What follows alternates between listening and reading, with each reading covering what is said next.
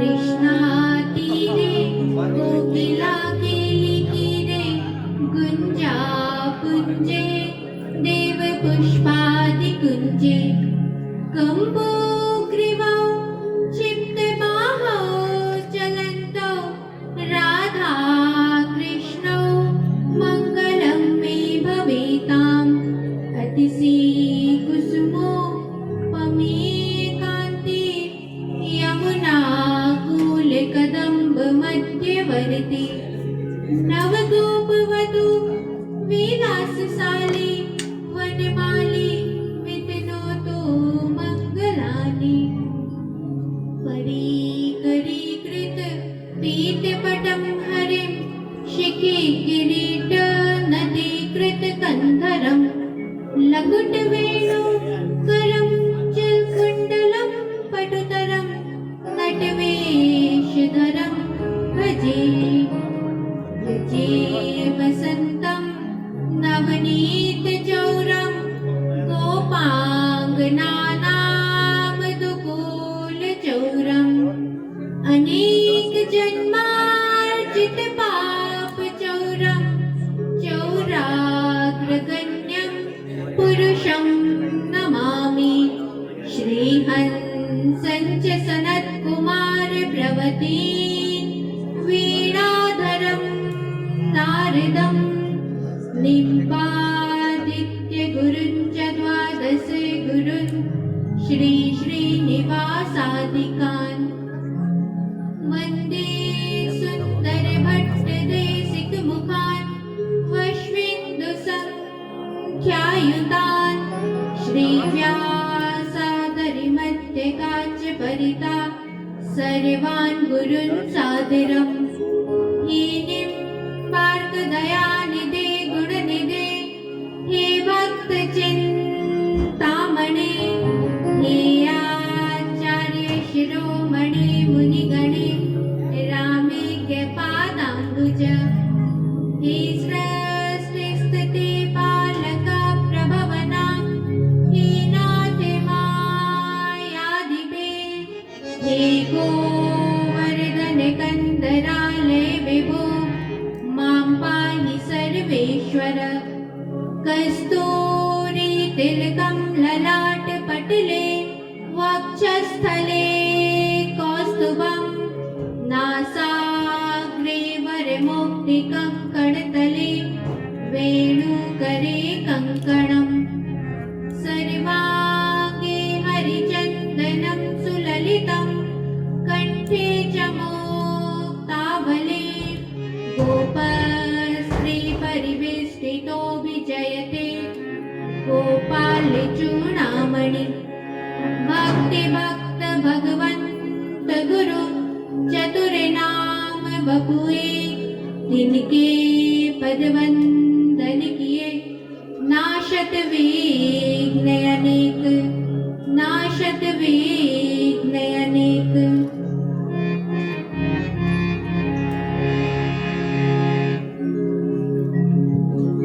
राधे राधे राधे गोविंद राधे राधे राधे राधे गोविंद राधे राधे राधे राधे गोविंद राधे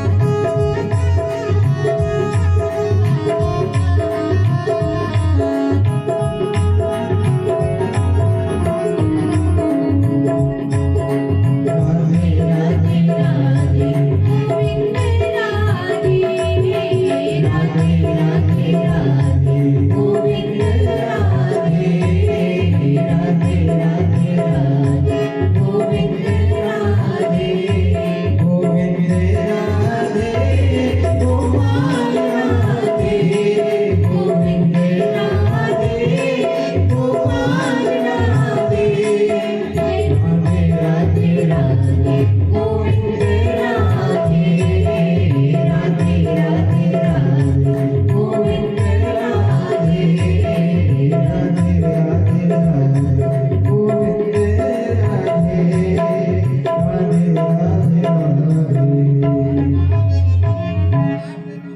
बोलिए भक्तवत्सल भगवान की जय राधा सर्वेश्वर भगवान की जय गिरिराज महाराज की जय भागवत भगवान की जय त्रिवेणी संगम की जय पूज्य सद्गुरुदेव भगवान की जय जय जय श्री राधे श्याम।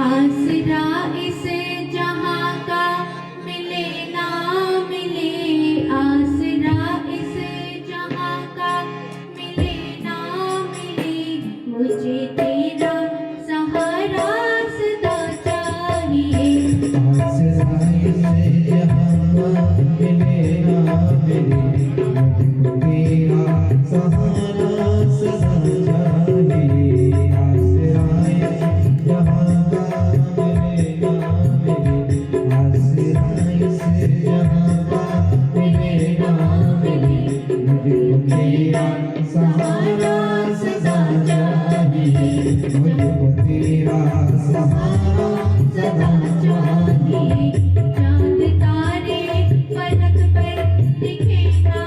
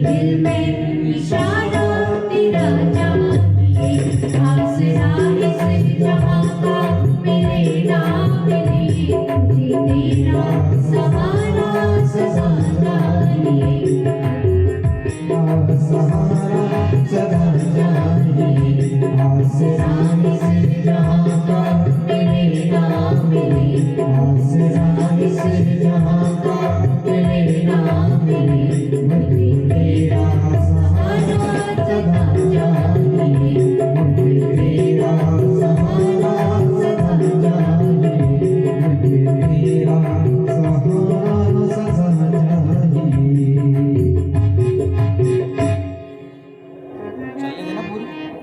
बोलिए भक्तवत्सल भगवान की जय।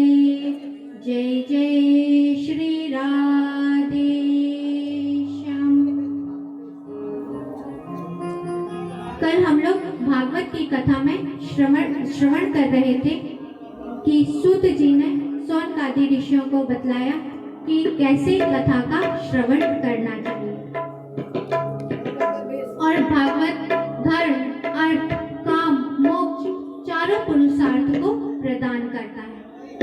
भागवत के अंत में गाय का दान करना चाहिए, स्वर्ण दान करना चाहिए और अन्न का दान करना चाहिए। इस प्रकार भागवत की कथा का श्रवण करा ही रहे थे कि वहां पर सुखदेव जी का आगमन हुआ। बोलिए सुखदेव भगवान की जय। और सुखदेव जी ने भागवत की महिमा का वर्णन करते हुए कहा, निगम कल्प तरोर गलितम फलम शुक मुखाद मृत द्रव संयुतम पिबत भागवतम रसमालयम मुहुर्हो रसिका भुवि भावुकाः। सुखदेव जी कह रहे हैं, हे रसिकों, हे भावुकों, यह जो श्रीमद् भागवत है यह वेद वृक्ष का पक्व फल है, सार भाग है। इसमें त्याज्य अंश कुछ भी नहीं है, ना छिलका है और ना गुठली है। यह सभी पीने योग्य है, इसीलिए इसका निरंतर हमेशा ही पान करते रहे। कब तक पान करें? मृत्यु पर्यंत, मोक्ष पर्यंत इसका पान करते रहे। आप लोगों को यह ज्ञात है कि भगवान ने हमारे कानों को ऐसा क्यों बनाया है? कभी विचार किया है आप लोगों ने? हमारे ये जो कान है भगवान ने दोने बनाए हैं कि इन दोनों के माध्यम से कथा रस को भर भर कर पीते रहो और अतृप्त होकर पीते रहो, जिससे क्या होगा? धर्म प्रोजित कैतवोत्र परमो निर्मत्सराणां सता वैद्यं वास्तवमत्र वस्तु शिवदं तापत्रयो न मूलनम्। श्रीमद् भागवते महामुनि कृते किंबा परेरीश्वरा सद्यो ऋद्धवरुद्धतेत्र कृतभि शुश्रूषुभिस्तक्षणात्। सुखदेव जी कह रहे हैं कि यह जो भागवत है यह वेद और वृक्ष का पक्व फल है। इसकी रचना व्यास जी ने की है और इसमें धर्म का वर्णन किया गया है। जब श्रोतागण इस भागवत कथा को श्रवण करने की इच्छा प्रकट करते हैं तब भगवान अविलंब उसके हृदय में आकर चिपक जाते हैं और उसके हृदय को भगवान अपना निवास स्थान बना लेते हैं। इसमें प्रोजित धर्म का वर्णन किया गया है, त्यागे हुए धर्म का वर्णन किया गया है। और आगे बतला रहे हैं कि यह जो भागवत की कथा है इसका अतृप्त होकर श्रवण करना चाहिए। क्यों? क्योंकि स्वर्गे सत्ये च कैलासे वैकुंठे न स्वयं रसा अतः पिबन्तु सद्भाग्या मामा मुञ्चत कर्हिचित्। क्योंकि यह जो भागवत की कथा है यह स्वर्गलोक में भी सुलभ नहीं है, वैकुंठ में भी सुलभ नहीं है, कैलाश लोक में भी सुलभ नहीं है, ब्रह्मा जी के ब्रह्म लोक में भी नहीं है। यह केवल इसी लोक में, मृत्यु लोक में ही सुलभ है।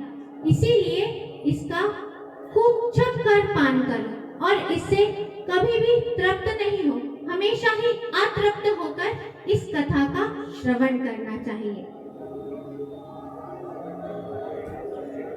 फिर सोनपादी ऋषियों ने कहा कि अब हम आपसे यह जानना चाहते हैं कि यह भागवत की कथा के प्रमुख वक्ता कौन है और प्रमुख श्रोता कौन है, और यह कथा कब कब और कहां कहां पर कही गई। जब सुखदेव जी इस भागवत की महिमा का वर्णन कर रहे थे, उस समय भगवान अपने सभी पार्षदों के साथ जहां पर कथा हो रही थी वहां पर प्रकट हुए। सभी ने भगवान को प्रणाम किया और भगवान ने कहा कि हम आपके इस भजन से, इस कथा से बड़े ही संतुष्ट हुए, बड़े ही प्रसन्न हुए हैं, इसीलिए आप अब हमसे कुछ मांग लीजिए। सभी ने एक स्वर में कहा कि भगवान, हमारा आपसे यह निवेदन है कि जहाँ कहीं पर भी साप्ताहिकी विधि से कथा का श्रवण किया जाए, पाठ किया जाए, वहाँ पर आप अपने सभी पार्षदों के साथ वहाँ पर उपस्थित रहें। भगवान ने तथास्तु कहा और भगवान वहाँ से अंतरित हो गए। फिर सूत जी ने बतलाया कि इस कथा के प्रमुख वक्ता हैं सुखदेव जी और इसके प्रमुख श्रोता हैं राजा परीक्षित, जिन्होंने आमरण अनशन का व्रत लेकर बैठे थे, आमरण अनशन का व्रत लेकर बैठे थे, इसीलिए सुखदेव जी ने उन्हें यह भागवत की कथा श्रवण कराई थी। सबसे पहले भागवत की कथा सुखदेव जी ने राजा परीक्षित को सुनाई। जब भगवान स्वधाम गमन कर चले गए, उसके 30 वर्षों के पश्चात भाद्रपद मास की शुक्ल पक्ष की नवमी से पूर्णिमा तक दूसरी बार इस कथा का वाचन भगवान के उसके 200 वर्ष के पश्चात हुआ। जब सुखदेव जी ने कथा सुनाई थी उसके 200 वर्षों के पश्चात, मीन्स भगवान के स्वधाम गमन करने के 230 वर्षों के पश्चात गोकर्ण जी ने धुंधुकारी को भागवत की कथा सुनाई थी। आषाढ़ मास के शुक्ल पक्ष की नवमी से पूर्णिमा तक तीसरी बार इस कथा का वाचन उसके 30 वर्षों के पश्चात हुआ, मीन्स भगवान के स्वधाम गमन करने के 260 वर्षों के पश्चात सोनकादि ऋषियों ने नारद जी को इस कथा का श्रवण कराया था कार्तिक शुक्ल नवमी से पूर्णिमा तक। यह जो भागवत है, इसे ही अपने जीवन में उतारने को कहा गया है। अन्य साधनों को जीवन में उतारने का नाम कुपथ्य कहा गया है, इसीलिए भागवत का ही श्रवण करने को कहा गया है। अन्य साधनों को छोटा बतलाया गया है, क्योंकि और भी जो शास्त्र है, पुराण है, उनको पढ़ने से भ्रम उत्पन्न होता है, इसीलिए भागवत को ही श्रेष्ठ कहा गया है, भागवत को ही महापुराण का दर्जा प्राप्त है। राजा परीक्षित इसके साक्षी हैं कि भागवत की कथा के श्रवण करने से परम पद की प्राप्ति होती है, क्योंकि सर्पदंश से, सर्प के काटने से मोक्ष की प्राप्ति नहीं होती है, लेकिन भागवत की कथा के श्रवण करने से मोक्ष की प्राप्ति होती है। कैसे भी मृत्यु हो, लेकिन मोक्ष की प्राप्ति होती है। भागवत की कथा को सुनाने वाला और सुनने वाले दोनों ही परम पवित्र हो जाते हैं और उनके लिए त्रिलोकी में कुछ भी असंभव नहीं रहता। यहाँ पर हम महात्म्य को समाप्त करते हैं। अब हम लोग प्रथम स्कंद में प्रवेश करते हैं। प्रथम स्कंद में 3 श्लोकों में भगवान की स्तुति की गई है। भगवान को सत्य स्वरूप कहा गया है। भगवान के सत्य स्वरूप का वर्णन करते हुए सत्य स्वरूप का यहाँ पर स्तुति की गई है। जन्मादस्य तुन्वयादितरतश्चार्थे सविज्ञा स्वराट् तेने ब्रह्म हृदयादि कवये मुह्यन्ति यत् सूरयः तेजो वारिमृदां यथा विनिमयो यत्र त्रिसर्गो मृषा धाम्ना स्वेन सदा निरस्तकुहकं सत्यं परम धीमहि धर्मः प्रोज्झितकैतवोऽत्र परमो निर्मत्सराणां सतां वैद्यं वास्तवमत्र वस्तु शिविदं तापत्रयोन्मूलनम् श्रीमद्भागवते महामुनि कृते किं वा परेरीश्वर सद्यो ऋद्धवरुद्धतेऽत्र पृथ्वी शुश्रूषुभिस्तक्षणात् निगम कल्पतरोर्गलितं फलं शुकमुखादमृतद्रवसंयुतं पिबत भागवतं रसमालयं मुहुर्मुहुः रसिका भुवि भावुकाः। यहाँ पर भगवान के सत्य स्वरूप का वर्णन किया गया है, जिसके द्वारा इस संसार की उत्पत्ति होती है, पालन होता है, संहार होता है, जो सभी पदार्थों में व्याप्त है और सभी पदार्थों से पृथक भी है, जो सब कुछ जानता है, भली भांति जानता है, जिसने ब्रह्मा जी के हृदय में ज्ञान का प्रकाश किया, जिस ज्ञान के संबंध में बड़े बड़े विद्वान भी मोहित हो जाते हैं। जैसे सूर्य रश्मियों में जल की भ्रांति हो जाए, जल में स्थल की भ्रांति हो जाए, स्थल में जल की भ्रांति हो जाए, उसी प्रकार यह संसार भी भ्रांत है। भ्रांत है मीन्स यह संसार है नहीं, लेकिन दिखलाई दे रहा है। यह संसार अधिष्ठान सत्ता सत्य होने के कारण यह संसार सत्य प्रतीत हो रहा है, जो सदैव सभी रूपों में स्थित रहता है। उसी भगवान का हम सब लोग ध्यान करते हैं। नैमिषे निमिषक्षेत्रे ऋषिया सौनकादया सत्रम स्वर्गाय लोकाय सहस्र सममासता। नैमिषारण्य क्षेत्र में 88,000 सौनकादि ऋषियों ने भगवत प्राप्ति की इच्छा से सहस्त्रों वर्षों में पूर्ण होने वाले एक यज्ञ का अनुष्ठान किया। प्रातःकाल अग्निहोत्र आदि कार्य किए और फिर उसके बाद उन्होंने सूत जी के पास जाकर प्रति निवेदन करते हुए 6 प्रश्न किए हैं और उन्हीं 6 प्रश्नों का उत्तर संपूर्ण श्रीमद् भागवत है। पहला प्रश्न किया, पुंसाम एकांततः श्रेयस्तन्नः संसेतुमर्हसि। पहला प्रश्न किया कि जीवों को कल्याण की प्राप्ति कैसे हो सकती है, क्योंकि कलयुग में जीवों की आयु अल्प हो गई है, इसीलिए सरलता पूर्वक कल्याण की प्राप्ति कैसे हो सकती है, कोई सरल उपाय बतलाइए। दूसरा प्रश्न किया, अतः साधोत्र यत्सारं समुद्रत्य मनीषया। बहुत से शास्त्र हैं, बहुत से पुराण हैं, उनका सार क्या है, निचोड़ क्या है, क्योंकि आयु कम हो गई है और किसी के पास भी इतना समय नहीं है कि सभी पुराणों को पढ़ सके, सभी को जान सके, इसीलिए सबका सार क्या है, सबका निचोड़ क्या है।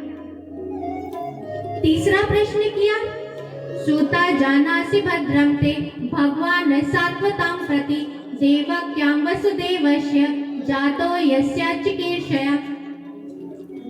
भगवान श्री कृष्ण ने देवकी के गर्भ से किस प्रयोजन के लिए अवतार धारण किया।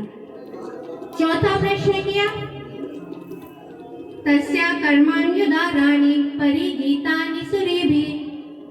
भगवान ने अवतार धारण करके कौन कौन सी लीलाएं की। पांचवा प्रश्न किया, अतः ख्याहि हरिर्धीमन् नवतारा कथा शुभा। भगवान के कितने अवतार हैं। और छठा प्रश्न किया, ब्रूहि योगेश्वरे कृष्णे धर्मण्ये ब्रह्मवर्मणि स्वामकाष्ठामधुनोपेते धर्मः कं शरणं गता। भगवान श्री कृष्ण को धर्माश्रयी कहा जाता है।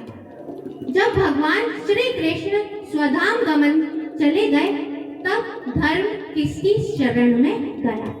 यह 6 प्रश्न किए हैं और इन्हीं 6 प्रश्नों का उत्तर संपूर्ण श्रीमद् भागवत है।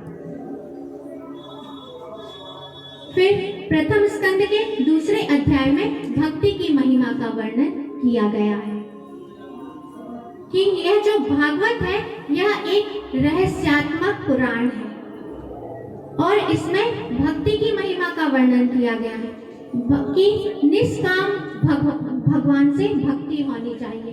भगवान से भक्ति कैसी होनी चाहिए? उसमें कोई कामना नहीं होनी चाहिए, निष्काम भक्ति होनी चाहिए।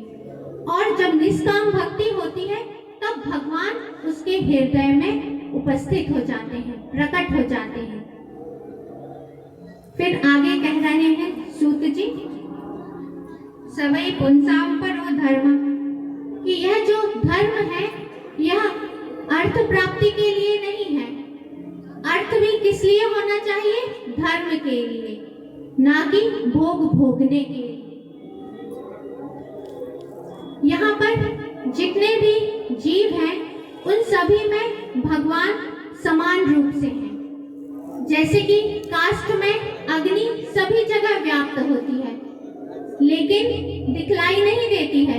जब उसमें अग्नि से उसको अग्नि लगाई जाती है तब उसमें काष्ठ में अग्नि प्रकट हो जाती है और अग्नि काष्ठ लकड़ी जैसी रहती है, आग भी वही रूप धारण कर लेती है।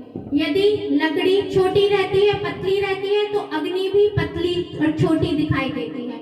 यदि लकड़ी मोटी है तो अग्नि भी मोटी दिखलाई देती है। टेढ़ी है लकड़ी तो अग्नि भी टेढ़ी दिखलाई देती है। उसी प्रकार भगवान भी जितने भी जीव हैं उसमें आत्मा के रूप में भगवान एक ही है, लेकिन भिन्न भिन्न जीवों में भिन्न भिन्न दिखलाई देते हैं। वास्तव में भगवान एक ही है जो सभी जीवों के।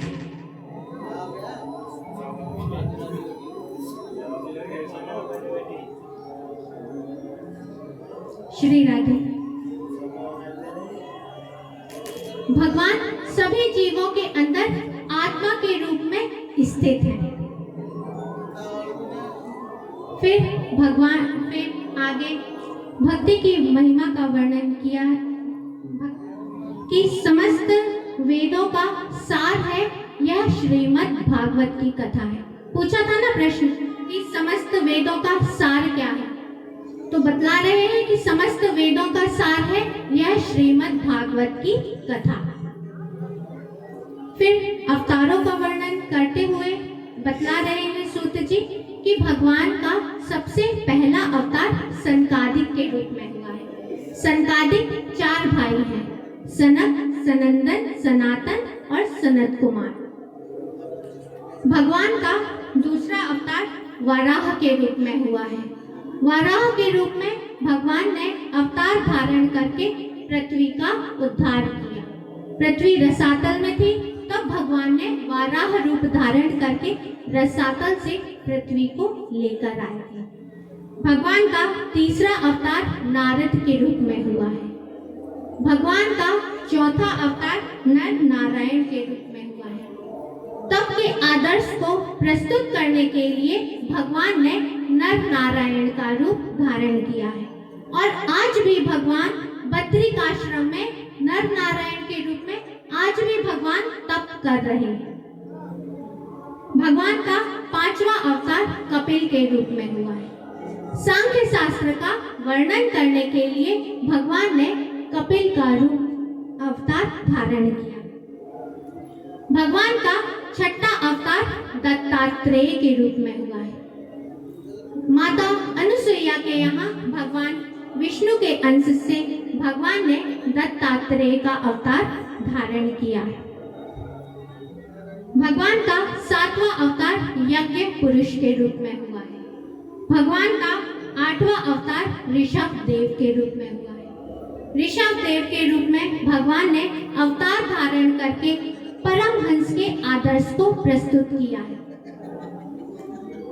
भगवान का 9वां अवतार पृथु के रूप में हुआ है, जिसमें भगवान ने पृथु का अवतार धारण करके पृथ्वी से सभी के लिए अभीष्ट वस्तुओं का दोहन किया और सभी के लिए अभीष्ट वस्तुएं प्रदान करी। जिसको जो वस्तु चाहिए था उसे उस वस्तु को प्राप्त कराया। भगवान का 10वां अवतार मत्स्य के रूप में हुआ है। सत्यवत मनु का प्रलय काल के समय भगवान ने मत्स्य का रूप धारण करके उनकी रक्षा की थी। भगवान का 11वां अवतार कच्छप के रूप में हुआ है। समुद्र मंथन के समय जब मंदराचल पर्वत समुद्र में समाने लगा था, तब भगवान ने कच्छप का रूप धारण करके मंदराचल पर्वत को अपनी पीठ पर धारण कराया था, तभी समुद्र मंथन हो पाया था। भगवान का 12वां अवतार धन्वंतरी के रूप में हुआ है। यह अवतार भी समुद्र मंथन के समय हुआ है। भगवान ने धन्वंतरी का रूप अवतार धारण करके समुद्र मंथन के समय अमृत का कलश लेकर प्रकट हुए थे।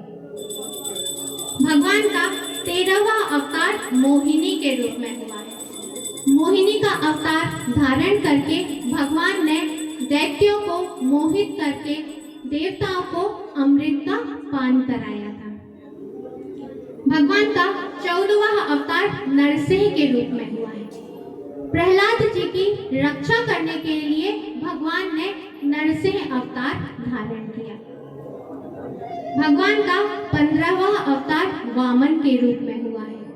वामन का अवतार धारण करके भगवान ने राजा बलि से देवताओं की खोया हुआ राज्य उन्हें वापस दिलाया था। भगवान का 16वां अवतार परशुराम के रूप में हुआ है। परशुराम का रूप अवतार धारण करके भगवान ने 21 बार इस पृथ्वी को क्षत्रियों से विहीन किया था। भगवान का 17वां अवतार वेदव्यास के रूप में हुआ है। वेदव्यास का अवतार धारण करके भगवान ने पुराणों की रचना की। 18वां अवतार राम के रूप में हुआ है। 19वां अवतार बलराम जी के रूप में हुआ है और भगवान का 20वां अवतार श्री कृष्ण के रूप में हुआ है। 21वां अवतार बुद्ध के रूप में हुआ है और 22वां अवतार कल्कि के रूप में अभी हुआ नहीं है, आगे होगा। इस प्रकार यहाँ पर 22 अवतारों का वर्णन किया गया है। हंस और हैग्रीव इन दो अवतारों को मिला दिया जाए तो ऐसे भगवान के 24 अवतार कहे जाएंगे।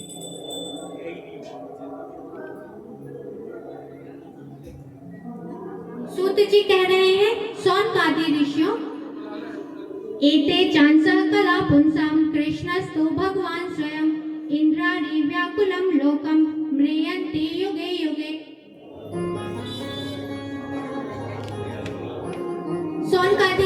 सूत जी कह रहे हैं, सौनकादि ऋषियों जैसे अगाध सागर से छोटे छोटे नदी और नाले निकलते हैं, उसी प्रकार सत्वनिधि भगवान के अनेक अवतार हुआ करते हैं। यह सभी अवतार तो भगवान के अंश अवतार अथवा कला अवतार हैं, लेकिन भगवान श्री कृष्ण तो स्वयं अवतारी हैं।